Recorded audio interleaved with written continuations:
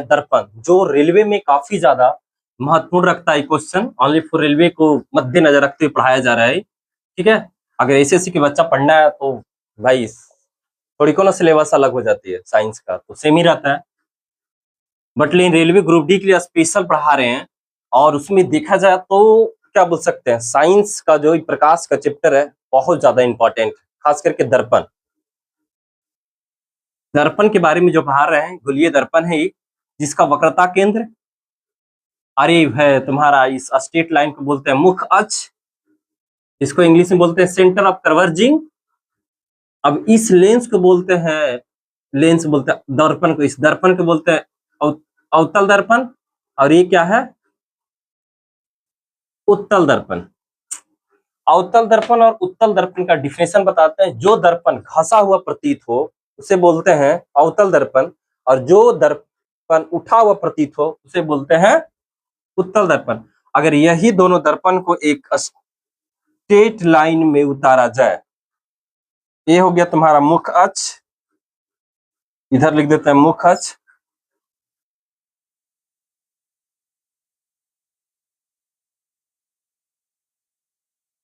इतना बात समझ में आ गया होगा पूरी तरह से।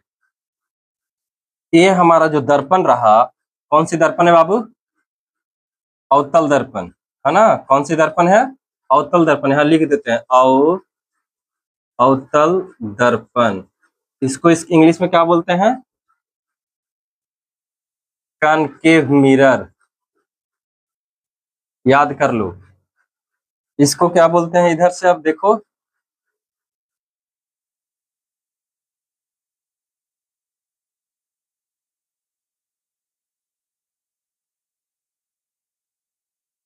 इसको बोलते हैं उत्तल दर्पण। यहाँ उल्टा सीधा हो जाएगा, इसको इधर लिख देते हैं।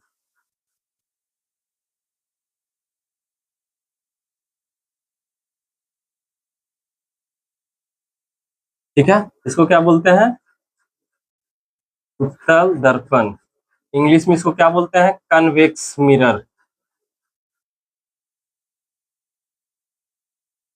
समझ में आ गया इतना पूरी तरह से बात। इंग्लिश में कैसे याद करवाना है वो याद करवा देते हैं। क्या बोलते हैं, कनकेव, मतलब कोई अगर कान जाता है तो उसको मनाने में ज्यादा टाइम लगता है। इसमें कितना वर्ड है, 1 2 3 4 वर्ड, 1 2 3 4, अवतल 4 गो वर्ड है। कन्वेक्स, अगर किसी को कन्वेक्स करना है तो तुरंत, मतलब मनाना है किसी को तो तुरंत मान जाएगा, नहीं मान जाता है। उल्टा समझना, अगर मार दिया किसी को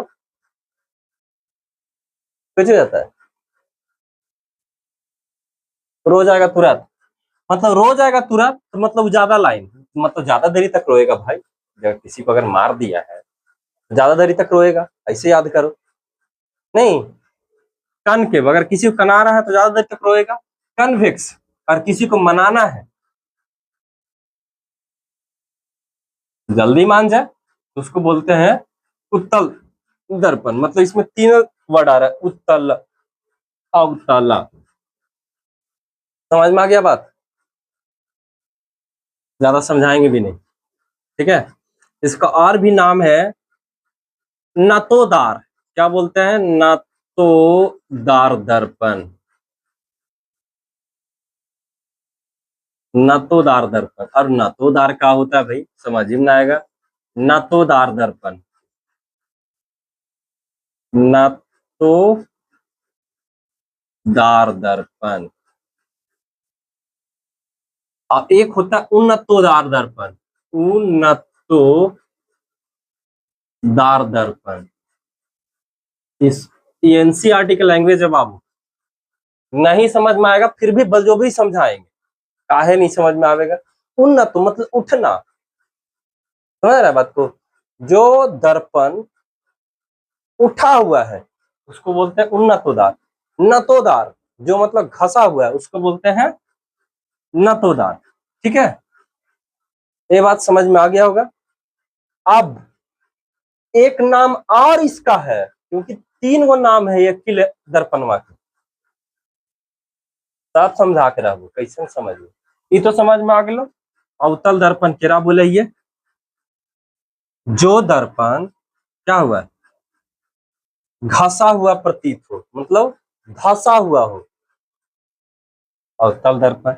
या फिर इसको एक इंग्लिश में भी डिफाइन कर सकता है, मतलब डिफिनेशन से कर सकते हैं, जिस दर्पण पे प्रकाश की किरणें पड़ने के बाद एक जगह केंद्रित कर दे उससे बोलते हैं अवतल दर्पण।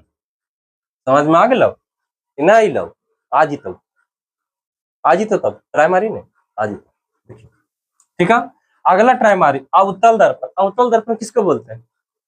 प्रकाश की किरणें दर्पण पे पड़ने के बाद प्रकाश बिखर जाए, मतलब फैल जाए, उसको बोलते हैं उत्तल दर्पण। समझ में आ रहा है कि नहीं बात के? समझ में आ गया?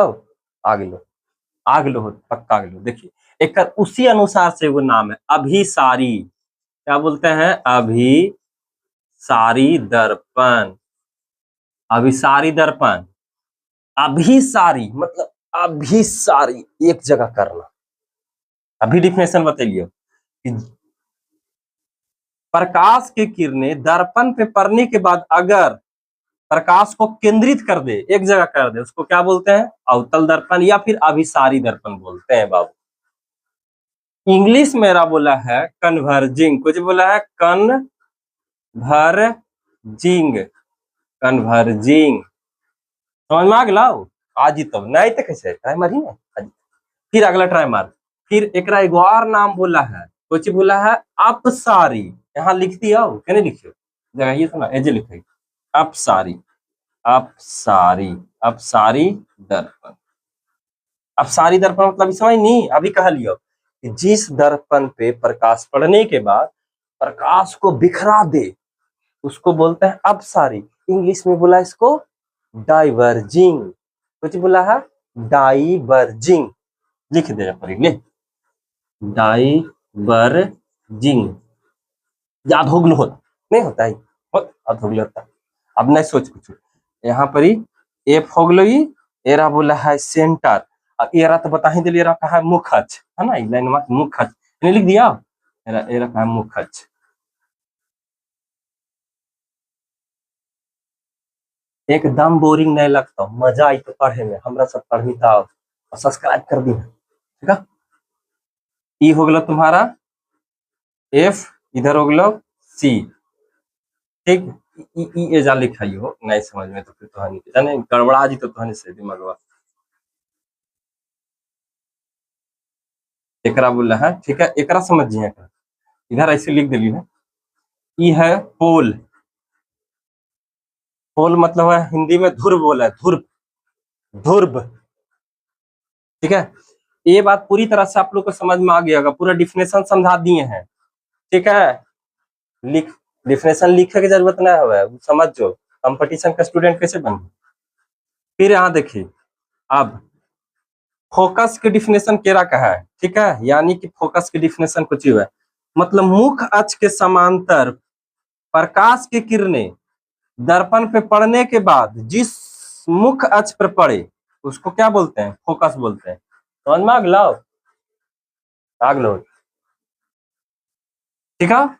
और उसी प्रकार एक में बोल सकती है, मुख्य अक्ष के समांतर प्रकाश के किरणें आती हुई प्रतीत होती है और जिस मुख्य अक्ष पर पड़े, ठीक है, जिस मुख्य अक्ष पर पड़े उसको क्या बोलते हैं? फोकस बोलते हैं। समझ में आ जीता नहीं तो कैसे आगलो नहीं ले रे, आगलो सुनी फिर से बतिया। ये हो गया मुख्य अक्ष, मुख्य अक्ष के समांतर, समझ में आ गया, समांतर प्रकाश की किरणें पढ़ने के बाद किरा से पढ़ ले, दर्पणवा पर पढ़ ले, जैसे दर्पणवा पर पढ़ ले फिर मुड़ के कहा चल ले, फिर मुख्य अक्ष के पास पड़ गए, एकरे कुछ कहा है फोकस। अब देखिए एक चीज और बताइए, यहाँ से यहाँ के बीच की दूरी को फोकस दूरी बोला है, यानी कि फोकस और ध्रुव के बीच के डिस्टेंस को क्या बोलते हैं? फोकस दूरी बोलते हैं। ये बात समझ में आ गए हो। और ये जो सेंटर है एक हमेशा कुछ हुआ है आधा हुआ है, यानी कि लिख सकलिए सी बराबर 2f, यानी कि f बराबर लिख सकलिए सी बट्टा 2। फार्मूलो निकाल ले लिए, हमारी इतना चलाक है ये, जैसे तू तेज में से हम ही है। तोरा खाली समझे लो, हमरा बतावे ले, दोनों में यही डिफरेंस है। समझिए अच्छा से, ये समझ में आ गलो पूरे तरह से। अब ये एगो टेंशन नहीं रहना चाहिए। ठीक है, कैसे याद करावे ले लो, सब याद करा दिलिए। अब मिटा देंगे।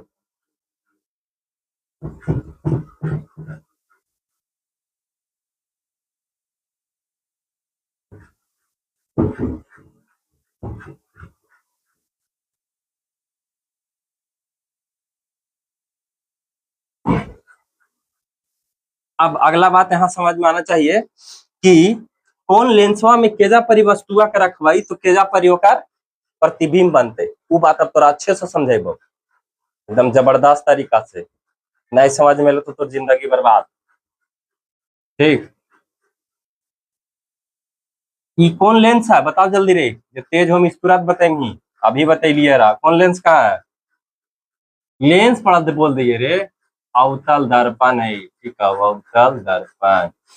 ठीक है, बार बार लेंस का दिमागवा में आवे, अभी लेंस वे पढ़ा के दिए हो तो वही दिमागवा में बैठल। तेरा कुछ का है मुख अक्ष, समझ में आ गया। ई कोची हले बाबू, पोल हले। ई कोची है यहाँ पर एफ हले, ई कोची है सी है, इधर कोची है इन्फिनाइट एरिया, मतलब अनंत। ठीक है, एगो वस्तु यहाँ पे रखे तो एगो यहाँ रखे तो एगो यहाँ रखे तो, इतना समझ में आ गलो हो। सुनिए, अगर सपोज करी कोई वस्तु के अनंत पे रखा ही है नहीं, तो ऊ जाके बनतो कहाँ पर ओकर प्रतिबिंब फोकस पर, यानी कि एक बराबर एक, यहाँ के प्रतिबिंब बन लो। जैसी जैसी एन्ने प्रतिबिंब बन रहा तो एन्ने ने वस्तुआ जीता तो प्रतिबिंब एन्ने अतो, एन्ने जीता एन्ने अतो। देखिए फिर अगर सपोज करी वस्तु अगर यहाँ रखनी अनंत और कुछ के बीच, सेंटर के बीच, तो वस्तु के प्रतिबिंब कहाँ बनता है, यहाँ बनता। ठीक है, यहाँ बनता कहाँ कहाँ बनलो, एफ और सेंटर के बीच बनलो, दू बनलो इधरो ही दू बनलो। समझ में आ गल बतिया के, आते रहते। फिर अगर सपोज करी कि अगर वस्तु सी पर कोई अगर रखल जाए तो जितना बड़ा ई बनले इतना बड़ा ई भी बनता, तीन बनलो तो ई भी बनता तीन, यानी कि वस्तु के बराबर बनलो। समझ नहीं, तो मतलब कहे के मतलब कुछ ही है। यहाँ से अगर अनंत पे हल तो एफ पे बनले, और अनंत और सी के बीच है तो यहाँ पर सी और एफ के बीच बन, यही तो बात ये कर, ये दोनों बातें समझ आ गया। अगर सपोज करके वस्तु यहाँ रखनी, ठीक है, मतलब सेंटर और एफ के बीच रखा तो इसका प्रतिबिंब कहाँ बनता है, सेंटर और अनंत के बीच बनता है। ठीक है, तेरा 4 नंबर दे दे, एक 4 नंबर दे दे। इतना बात समझ में आ गलो। अगर वही वस्तु एफ पे रखी, इसका प्रतिबिंब कहाँ बनते, जाके अनंत पे बनते।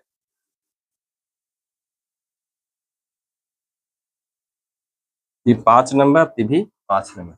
अगर वस्तु सपोज करी एफ और ध्रुव के बीच बन लो यहाँ पर 6 नंबर, तो ये क्या बोलता, वस्तु का दर्पण से बाहर बनता और वस्तु कोची बनता, मतलब ये प्रतिबिंब कोची बनता, वस्तु से बड़ा बनता है ना। 6 नंबर। आई कोई कैसन बनता है देखिए, बताइए। काल्पनिक और सीधा और वस्तु से बहुत बड़ा। समझ में आ गलो होता उत्तल दर्पण नहीं लो समझ में नहीं ताओ, मारबो ऐसा नहीं, सब समझ, सब समझ। नहीं समझ में कैसे, ई हव एगो मुख अक्ष, ई हव अवतल दर्पण। यहाँ रखलियो कोची एफ और पी के बीच, पी के कोची कहा है ध्रुव, आई हो गलो तुम्हारा एफ, ये हो गलो सी, ये हो गलो अनंत। अगर अनंत पे अलो तो एफ पे जीतो, एने से एने कहा लियो, अगर एने से नहीं जीते एने से एने तो ठीक है। यहाँ बनलो तो यहाँ बनलो, यहाँ बनलो, यहाँ बनलो, यहाँ लो तो यहाँ से यहाँ तिरछा मार दे। अब ई दोनों बनतो छोटा, ई देखी कहलिए कोची हल बराबर, आई कोची बनतो बड़ा। आई तीनों मिला के बोलमी वास्तविक और कुछ बोल रहा है इन्ने बनल तेने न बना है तेरा कुछ बोलमी उल्टा। समझ में आ गया वास्तविक और कुछ बोलना है उल्टा। ठीक है ये बात समझ में आ गया इधर भी समझ में आ गया नहीं लो हम कुछ अब यही चीज बा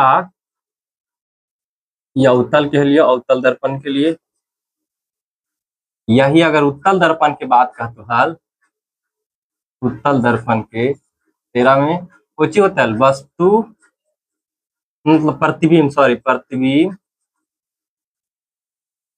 प्रतिबिंब नहीं आवे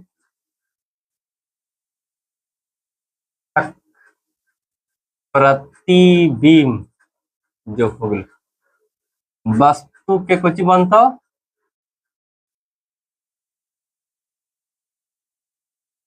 प्रतिबिंब हमेशा क्या बनेगा प्रतिबिंब हमेशा बनेगा काल्पनिक पहले लिखना होगा काल्पनिक फिर बनेगा सीधा और वस्तु से कुछ बनेगा छोटा बनेगा ये तुम्हारा बनेगा उत्तल दर्पण में ई रहला अवतल दर्पण में।